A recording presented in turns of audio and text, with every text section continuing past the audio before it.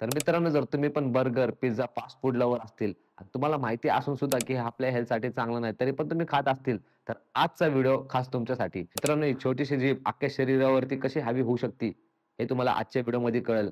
कारण लखनौमध्ये FSSAIनी 7-8 जागी छापे मारलेत. तर सगळ्यात पहिलं आहे मॅकडी. त्याच्यामध्ये तुम्ही जेवढे पण फ्राईड डिशेस खाता, त्याच्यामध्ये त्यांच्यामध्ये सिंथेटिक कलर सापडले. तर दुसरं आहे KFC. KFCमध्ये जेवढे पण तुम्ही फ्राय आयटम्स खाता, त्याच्यामध्ये जे ऑइल यूज करतात, ते चेंजच नव्हतं करत. कंटिन्यू एकच ऑइल ते यूज करत होते.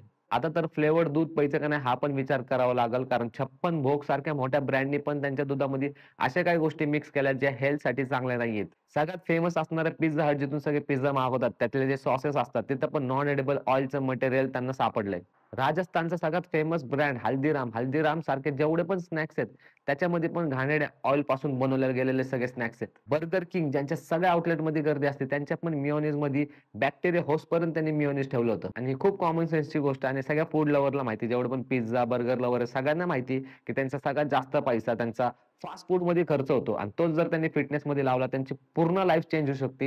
हे त्यांना पण चांगलं माहिती आहे. पण कोणाला त्यांचा माइंडसेट चेंज नाही करायचंय. मला खरंच एक टाईम नंतर कळेल, ही टेम्पररी क्रेव्हिंग्स तुम्हाला कशी बरबाद करू शकते. ही जी टेम्पररी क्रेव्हिंग असते, ही तुम्हाला तात्पुरता आनंद देईल, पण लाईफ टाईम एक चांगलाच धडा शिकवल. मित्रांनो, अजून पण वेळ वाया नाही गेली. तुमच्या हेल्थला प्रायोरिटी द्या. जर तुम्ही एक रिस्पॉन्सिबल पर्सन असेल, तुमच्या मागे एक फॅमिली वगैरे असेल, तर तुम्ही नक्कीच हा विचार केला पाहिजे की तुमची हेल्थ पहिली प्रायोरिटी पाहिजे.